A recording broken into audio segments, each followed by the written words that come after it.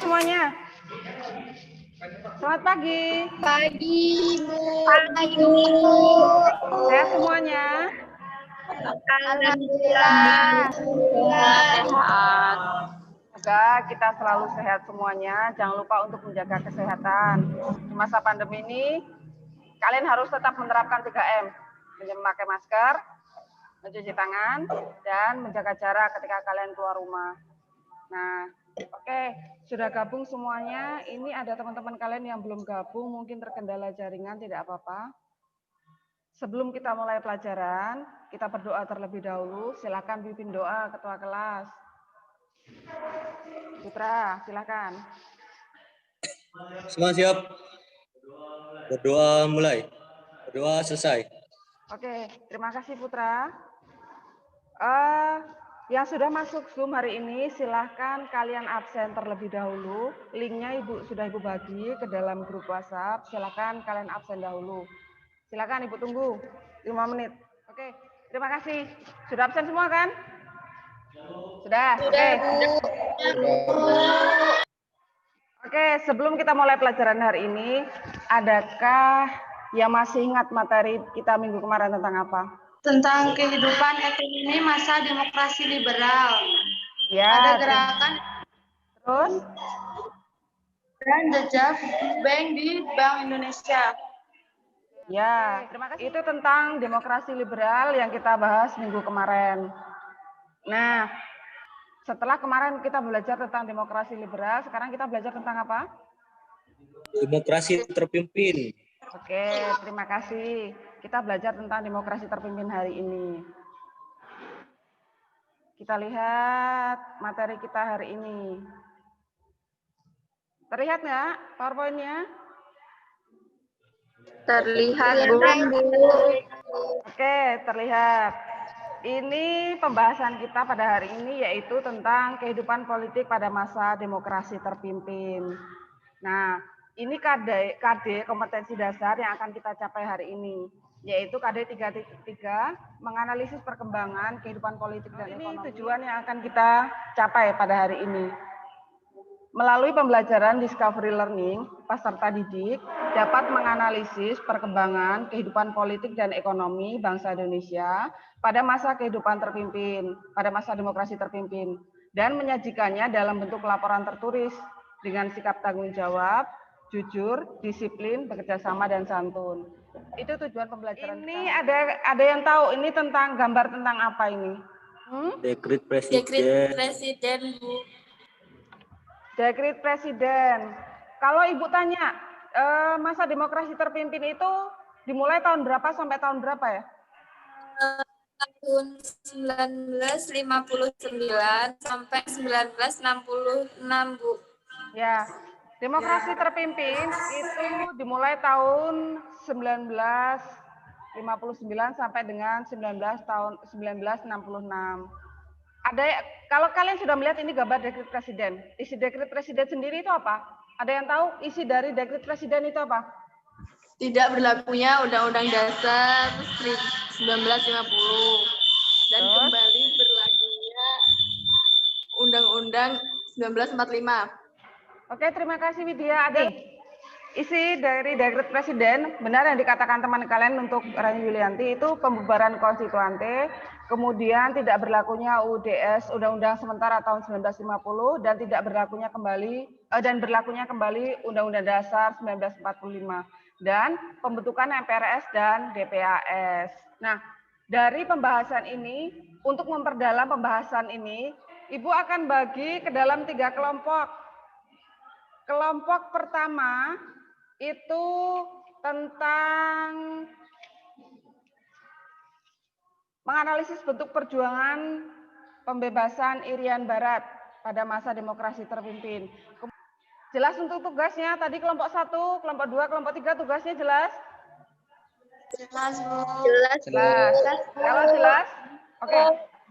Kalau jelas silahkan kalian diskusi, kemudian nanti kalian kembali lagi presentasi. Ibu berikan waktu 10 menit kalian diskusikan, boleh keluar Zoom ataupun stay di sini. Ibu akan tetap di Zoom di sini. Oke? Oke. Sudah siap untuk presentasi? Sudah? Sudah, Bu. Oke, kalau sudah, silakan kelompok 1 mempresentasikan hasil dari diskusi kalian. Silakan. Selamat siang. Saya akan menjelaskan tentang pembebasan Irian Barat melalui 3 cara, yaitu jalur diplomasi, dilakukan serangkaian kerjasama bilateral, sidang umum, PBB, dukungan, dan negara peserta KAA. Kedua, konfrontasi ekonomi, yaitu memblokir kebutuhan Belanda di Indonesia. Oke, itu untuk presentasi kelompok 1. Oke, kalau cukup, sekarang kelompok 2 presentasi. Silakan. Nasakom singkatan dari nasionalisme, agama, dan komunis. Ideologi Nasakom ingin menggabungkan orang-orang yang berpandangan nasionalisme, agama, terutama agama Islam, dalam kaum komunisme. Kalau cukup berarti sekarang kelompok 3. Silakan presentasi untuk kelompok 3. Ya, saya akan menyampaikan tentang penyimpangan pada masa demokrasi terpimpin. Yang pertama itu ada konfrontasi dengan Malaysia, kemudian yang kedua ada menjalin hubungan istimewa dengan RRC atau Republik Rakyat Cina, kemudian yang ketiga ada menjalankan politik mercusuar, yaitu Oke, itu presentasi dari ketiga kelompok. Terima kasih untuk kelompok 1, 2, dan 3 sudah presentasi. Di sini Ibu akan menayangkan kembali PowerPoint-nya. Nah, ini dekret presiden yang sudah dipaparkan teman kalian. Jadi, dari hasil diskusi kalian hari ini, Ibu akan memberikan penguatan. Kesimpulan hari ini yaitu bahwa pada masa demokrasi terpimpin, itu latar belakangnya dengan dikeluarkannya dekret presiden 5 Juli 59. Latar belakangnya itu ada 3 hal yang kita lihat. Dari segi keamanan.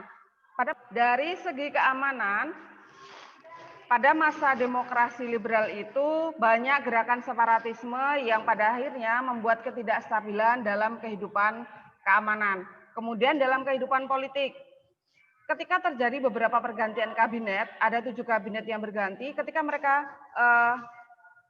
pergantian kabinet tadi itu ternyata mengganggu atau menyebabkan ketidakstabilan kehidupan ekonomi. Kemudian yang ketiga, kehidupan politik. Konstituante gagal dalam menyusun undang-undang yang baru. Seperti kita ketahui bahwa pada tahun 55 ketika diselenggarakan pemilu pertama, konstituante itu dipilih untuk menyusun atau merancang undang-undang yang baru.